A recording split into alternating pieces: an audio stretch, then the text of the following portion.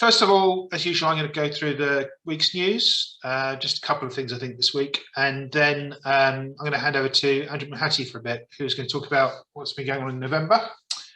And then Matthew is going to be interviewing Rob Crayford from CQS Natural Resources. So should be an interesting show, I think. There's quite a lot to do.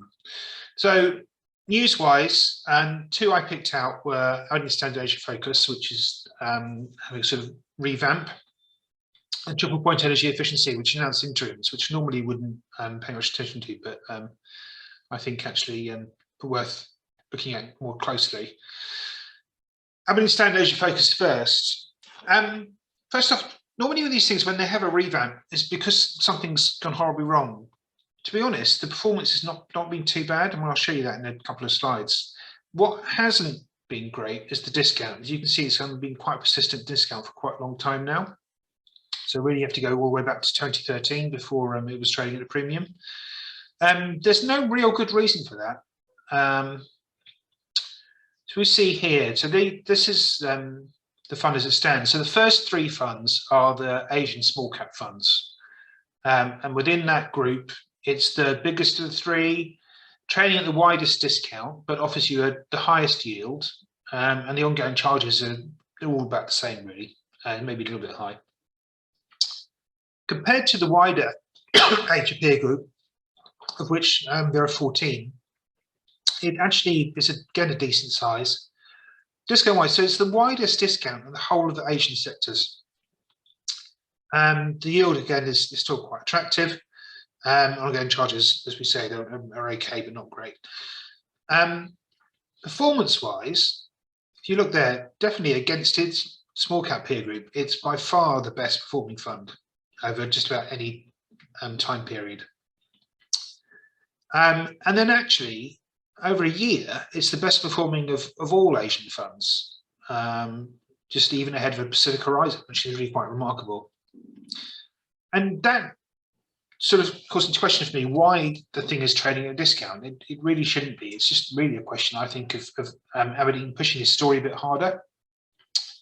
But what it might be is a sort of stable problem that people look at the Aberdeen funds and New Dawn, Asia Dragon, are sort of towards the bottom end of that peer group, and maybe they just think that all Aberdeen funds aren't performing very well. I don't think that's really not fair.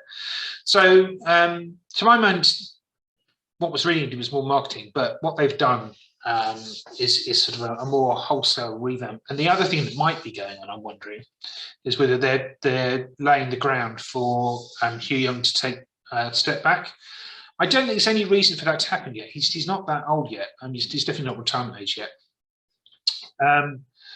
But they are promoting Lady Chong to be another co-lead manager alongside Hugh and Gabriel Sachs. They're also beefing up the team, so they're hiring more analysts. They're putting much more of a focus on what they call North Asia, but really what they're talking about is more in China. And the other thing they're going to do is remove from the investment objective the market cap limit that says that they can't invest anything more than $1.5 billion market cap. It will still be a small cap portfolio, so I think that's the thing to remember. It's just giving them a little bit more flexibility into the sort of things that they buy. They're also dropping Australasia from remit, and the rationale for that is that they just don't think it's going to perform very well relative to the rest of Asia. I think that's the sort of thing that comes and goes, so that they might be right, might be wrong. But it just is a sort of increased focus too, which is probably not bad given the company name. The other big thing they're doing is they're going to double the dividend. So as we see, it was already a decent yielder, but by making it effectively another income fund that maybe opens up another sort of audience for it, they'll have to do that by funding it from distributed reserves. So they're not going to change the portfolio. They're not going to start buying high yielding stocks as a way of achieving that. So you get the same sort of fund, but with a much higher dividend. And they're going to grow the dividend after they've doubled it. So that would, I think, make it quite an interesting prospect, really. They've cut the fee, which is obviously always a good thing. And actually, they've cut it by quite a chunk. So remember, it was over 450 million. So the first two bands are applying. And as they grow it, the fee continues to fall, and that will obviously lower that ongoing charges ratio and bring it back more into the middle of the pack. They're also going to split the shares on a 5-for-1 basis, which is some people don't like, some people do like, but the theory is that it makes it much easier for retail investors to buy it. And then if all of this doesn't work and if it doesn't perform very well, there'll be a chance to get it out in 5 years' time. So 25% tender offer, their price close to NAV. We're seeing more and more of these things being introduced across the emerging market sector, and I think that's probably the influence of some of those big discount players on the registers of these funds. So, yeah, all in all, probably going in the right direction, but maybe slightly overlooked already. Now, something entirely different, triple point energy efficiency. This chart goes all the way back to the beginning, and as you can see there, it's always been trading at a hefty premium, and that's currently running at about 10%. You can see that the NAV, though, hasn't really made any headway. In fact, it's been dropping, and this to me is a bit of a concern. So we now have 21 funds in the renewable energy sector. And I've been saying for a long time that that there's an awful lot to do, and there's an awful lot of money needed, and there's scope for quite a few of these funds, and for these funds to continue to expand. And we've seen enormous amounts of money raised. So Greencoat just raised £450 million the other day. BH Global raised more money this morning. All well and good, but we are going to have to start differentiating between these. And I'm starting to think that this triple point fund might be one of the ones that doesn't really deserve the premium rating that it's trading on. That 5.3% yield is based on what it's currently paying out quarterly at the moment. That ongoing charges ratio is based on the 6 months to the end of September, I think, or maybe end of June. We'll have to check that. But the point about that is they're only charging fees on the invested assets, and they haven't invested much so far. So that ongoing charge ratio is going to rise. So the good news this week is that they bought a portfolio of hydroelectric projects in Scotland that deploys 26.6 million quid. These assets were actually in the original pipeline that was identified at IPO. And remember, IPO is October 2020. So this thing has been going for more than 12 months already, and it's not fully invested. And that's one of my sort of slight bugbears with it. These 6 assets, all quite reasonable stuff. They've got more hydro to come. That's all lined up, ready to go, and those should go into the portfolio next year. They provide decent subsidy income, and then some income from the sales of power. And they reckon they can do things to the projects that will increase their efficiency, and if they're generating more power, that should be scope for an NAV upgrade, perhaps. So we'll wait and see on that. So that's all good news. The only thing is that, to me, this is generation, not energy efficiency, which slightly blurs the point of the fund. But they were, as I say, they were in the prospectus already, so there was always a hint that they were going to do this sort of stuff. And it's a tick in the box, and hydro is probably quite a good thing to have. So the NAV at the end of September is down to 94.5p. So you invested a quid, and you know got 94.5p's worth of assets, and most of that is still cash. And the reason that the NAV has been going down is because they're paying out dividend, so 2p in the first year, and then 1.375p a quarter in this current financial year, and they haven't been earning any income. And they haven't been earning income because they haven't had anything invested. So as of the 30th of September, they had about 30% invested of the portfolio.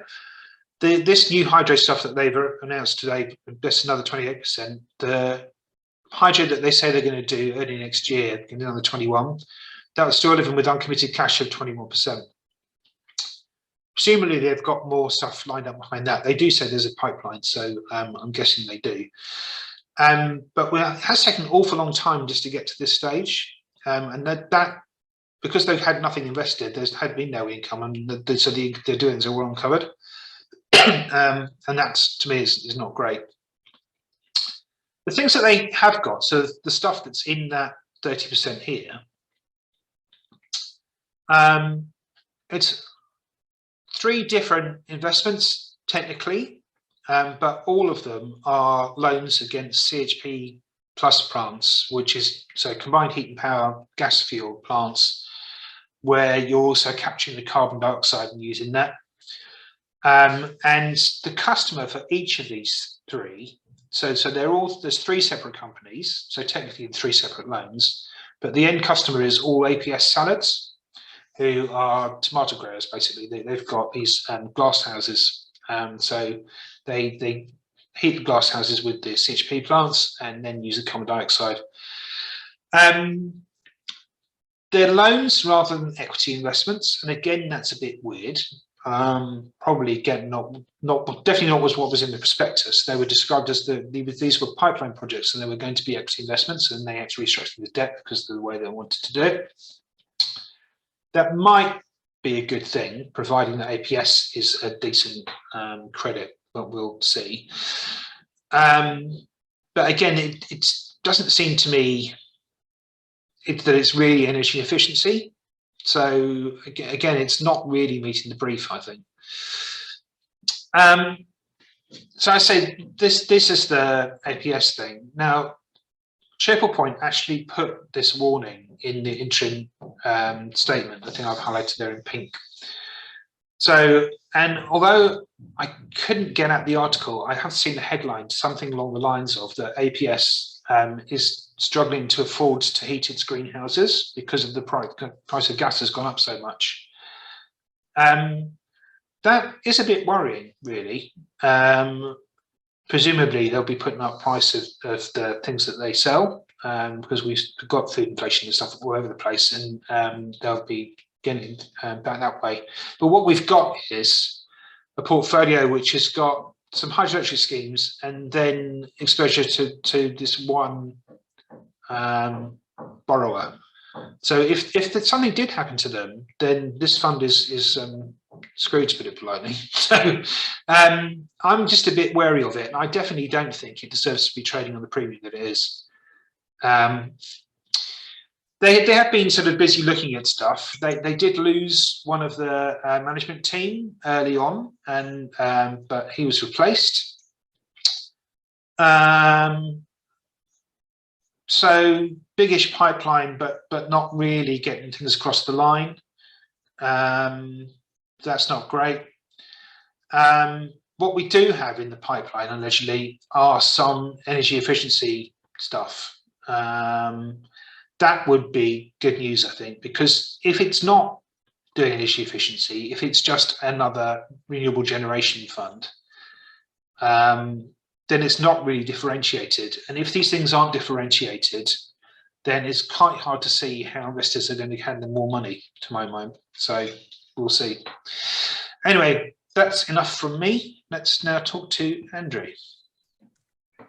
That's great. Thank you very much indeed, James. And as always, that was very interesting to hear what you had to say. And I think your theme of premiums and discounts that may not be completely deserved is one I'm going to revisit now.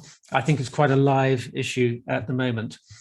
I do remember, by the way, you know, when Aberdeen Asian Smaller Companies, as it used to be called, was a real darling of the market and had such a tremendous record that it was always on a strong rating. And then because it drifted off over the years, maybe people haven't realized that it's come back to simmering point, let's say. Anyway, we'll see how that goes.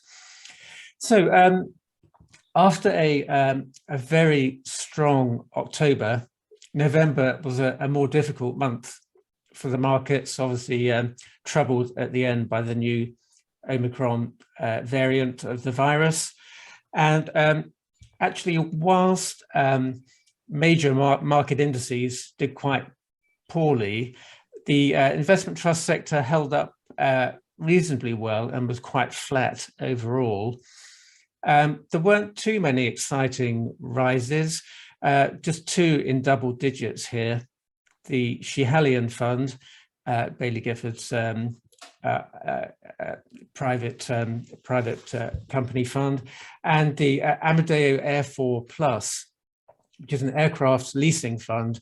Obviously, it's been in completely the wrong place at the wrong time, but it's seeing a little bit of light at the end of the tunnel now, and is giving some money back to shareholders, and also, I think, sorting out some new arrangements with Thai Airways. So it's going to resume paying dividends, which is good news, hence the rise. But the ones I'm going to talk about actually are Schiehallion Fund and Syncona. So I'll come to those in a moment after we've had a look at the fallers. Again, there's not too many bad ones here. Taylor Maritime has come off because just some of the froth has come out off the shipping rates, which had such an exciting period. JP Morgan Russian, probably influenced by the current controversy over the oil price. And there's a few other interesting fallers. Gresham House Strategic, where the spat between the managers and the former managers is continuing, and they overstated their NAV for a while because of some capital gains tax they have to pay. But again, the 3 I'm going to talk about from this list are Linsell Train, RTW Venture, and BB Healthcare, all moderate fallers over the month. So let's talk about one of the rises first of all. And this trust has been a tremendous performer over the last 12 months. I think after Geiger Counter, it's actually the best performer in the sector, up about 120% in share price terms. So it's been a really great fund to own. It's maybe not owned by that many retail investors because it's dollar denominated and it's listed on the specialist fund segment, so that's not to everybody's taste or indeed availability.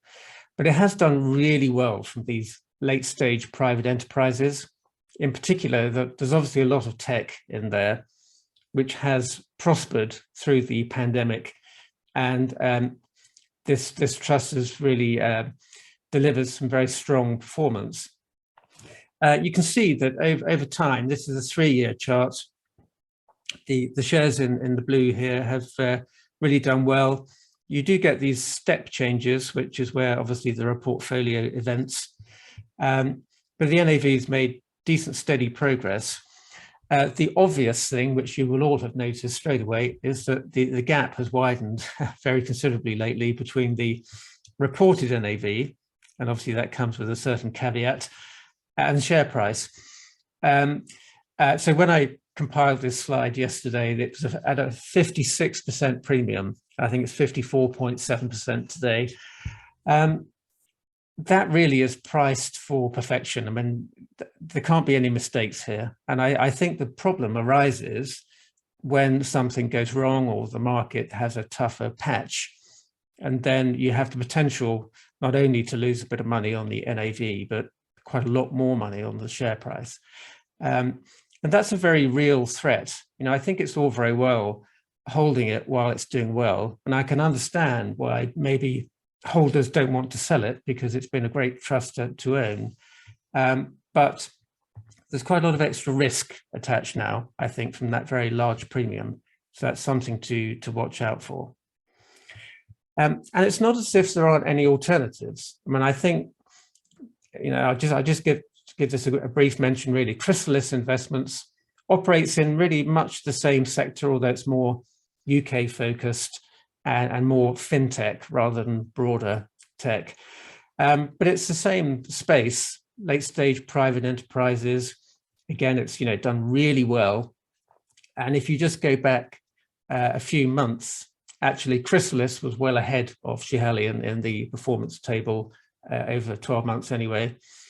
So this was another kind of darling of the market, which has found actually it's never had quite the same cachet as the Schiehallion fund, and the premium has never been quite as large. But now the premium's gone completely, and these shares are trading on a discount. In part, that might be because the trust is just raising more money now, but I think it's just that it's not quite as fashionable, or maybe it's not as tightly held as Schiehallion. I'm not quite sure how one can justify such a big differential. And I think that's the interesting point, that the investment trust industry as a whole has obviously spent a lot of time trying to reduce the volatility of discounts. And I think to some degree it has succeeded, but where it hasn't succeeded is in reducing the variability of discounts between different trusts. And I think actually if you're a switched on investor, there's quite a good opportunity here to compare trusts and to maybe find some good pockets of value and to consider switching. So that's one case. And I mentioned, the risk, I think, with Schiehallion fund of that premium evaporating if there's a slightly tougher period. And I think Linsell Train, which was one of the fallers this month, really illustrates this brilliantly.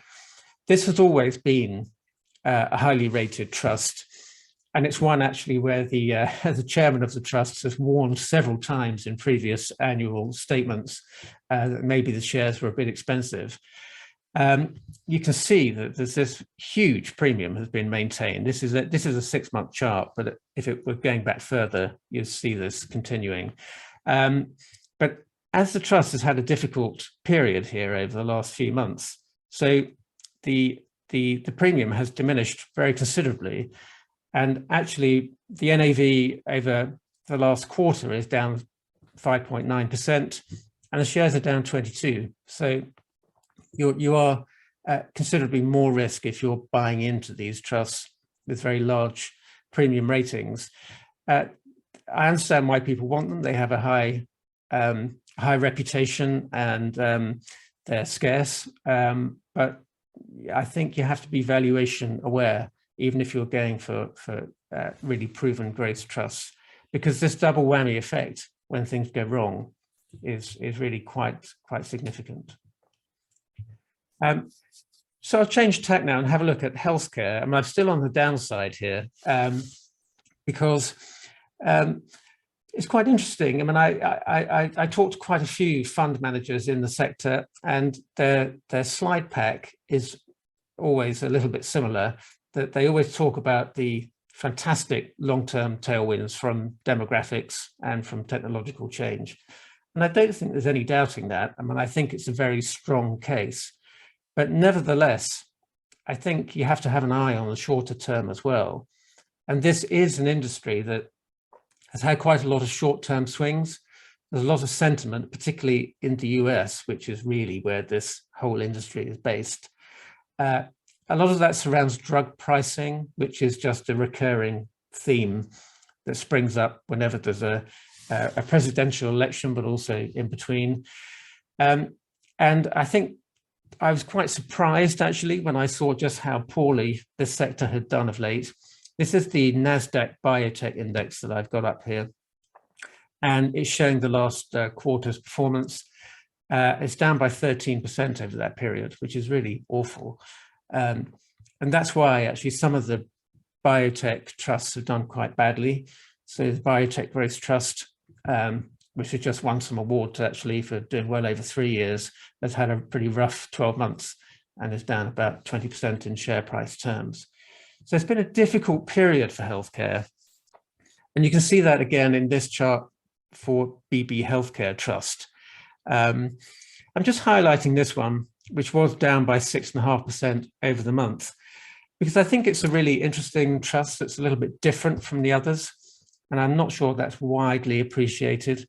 That I think most of the healthcare trusts are based on pharmaceuticals or biotech. So it's really on therapeutics, it's on drugs. But actually the spending on pharmaceuticals and med tech, so things like hip replacements and knee joints, is only about 15% of the annual US healthcare budget. Much more is spent on hospitals and on doctors and other expenses. And this trust is much more focused on the broader healthcare picture and the need for reform, because those tailwinds and the fact that populations are aging mean that there's much more demand coming. But at some point, someone's got to pay for it.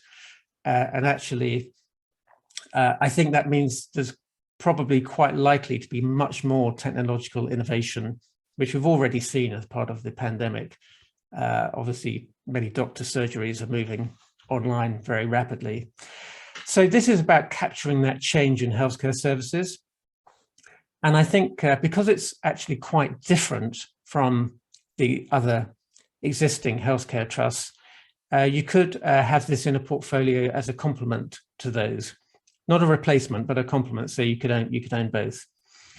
And again, just on the subject of the share price rating, you can see this generally sticks very close to its NAV, and it has an annual redemption facility, which is just passed actually, which seems to work reasonably well at keeping that. But there is a discount now after quite a weak period. So again, that could be a little opportunity if you're looking for more exposure there. The last pair then I'll talk about in a similar sector really, but the early stage life science companies, the Syncona and RTW Venture. And these are not twins by any means, but I think they are probably the most similar to each other. And there are quite a lot of similarities here. I mean, Syncona, which has a small portfolio of 12 companies, it had a brilliant start to life, actually, and was a very strong performer. And then it's really struggled, actually, for quite a period until the last 2 months. So this chart here is Syncona. And you can see, actually, since over most of the last year, it's been quite a poor performer, and then it's just picked up. And where it's picked up, it's actually gone to a significant premium again, which it did sustain for quite a lot of this period. But it's on a 26% premium, which again seems like a very rich rating, actually, for something that hasn't really done all that well of late, and where there's quite a lot of risk, from its unquoted portfolio. There's a chance it might do well, and actually the reason for its rise over the last month has been another funding round for one of its investments called Quell, obviously at a higher rating. But again, actually, you're really paying up for this, and maybe RTW gives you an alternative. There's a lot of similarities. It's a bit broader, has 34 companies in its portfolio. It's a bit more therapeutics based, I think. But again, with RTW, its shares had a great start to life, and then they struggled, partly because their largest holding in Rocket Pharmaceuticals has come down. So I'm just going to switch over from Syncona's chart to RTW. And you can see, again, this fairly poor performance of late. But you can see, unlike Syncona, this has now fallen to a discount to NAV. Discount is about 6.6%. And honestly, I think it's quite hard to gauge which one of these two is going to be the better performer in terms of its portfolio. I mean, I think you need quite a lot of specialist knowledge to figure that out. But I think if you're playing the odds in your portfolio, you can definitely shy away from those on very high ratings and switch into those on a discount. So I think I would never ignore the ratings of investment trusts, and you'll know if you've listened to me before that I do talk about premiums and discounts pretty much all the time. So I think it's very important in terms of how you're going to get your future returns. Your starting point does matter, and be aware of the risk of buying things on big premium ratings. So on that, I will leave it and hand you back to James to have a chat with Rob. Thank you.